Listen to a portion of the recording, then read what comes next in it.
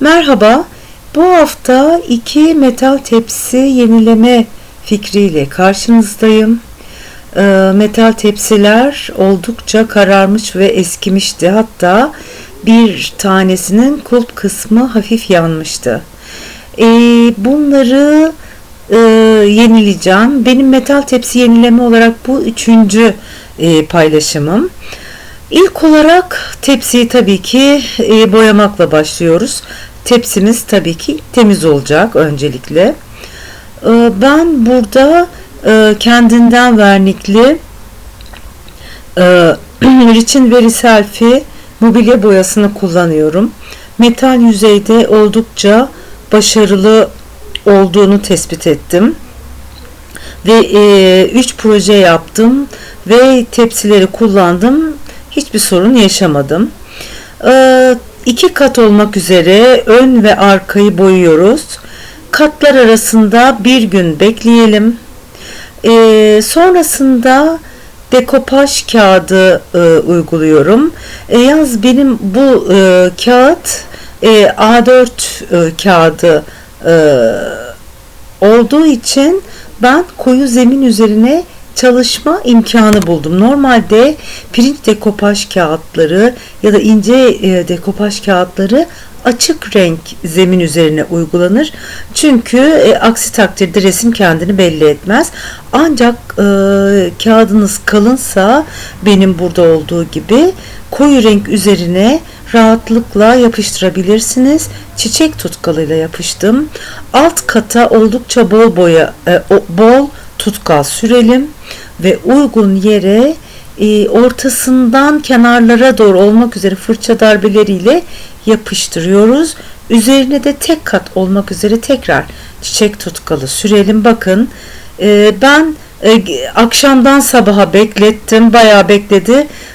Gördüğünüz gibi parlak, şeffaf ve saydamlaşmış olarak ertesi gün buldum çalışmamı.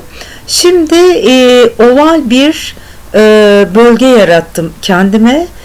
Bunu oval bir şablon da kullanabilirsiniz. Bilgisayar çıktısı olarak aldığınız veya benim gibi böyle bir tabak da kullanabilirsiniz. Çerçeveyi çizdim ve içerisine platin renginde Dora sedefli boyayla boyadım. 2 kat olmak üzere uygulayalım bu boyayı.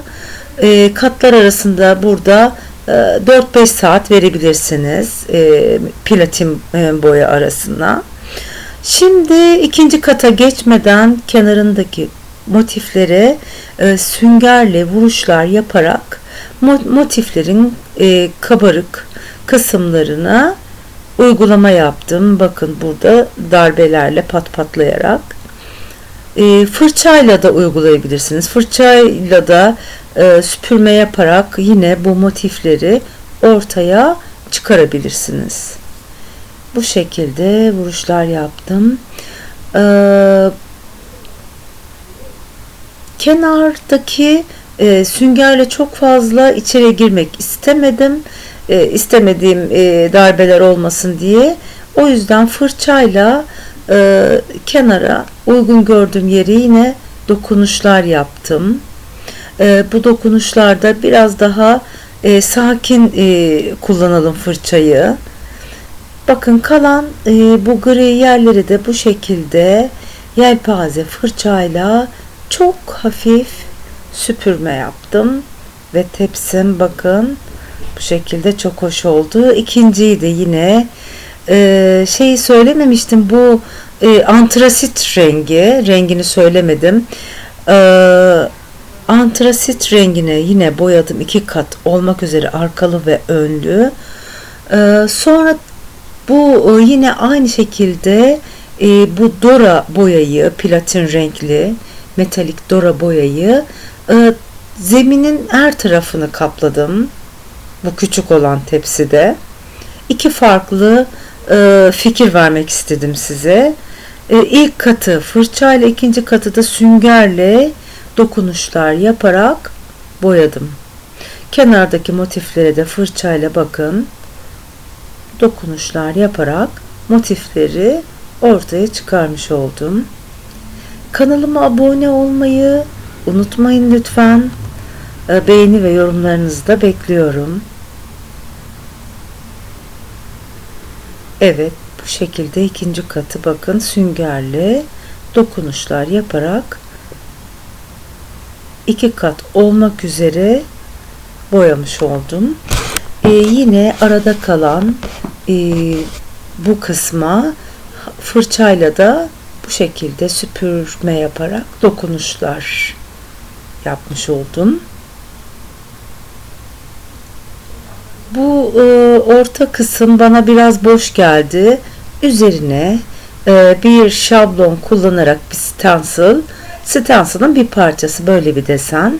Önce kağıt bantla yapıştırdım ve küçük bir ruloyla ya da sünger de olabilir. Süngerle de çok hafif patlayarak bu dokuyu çıkarabilirsiniz.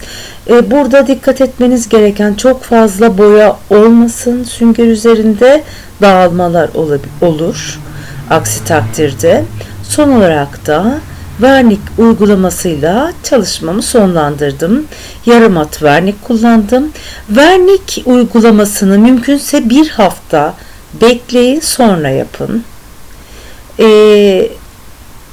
Yıkamada herhangi bir sorun çıkmıyor tepsilerimizde. Bulaşık makinesine koymayın.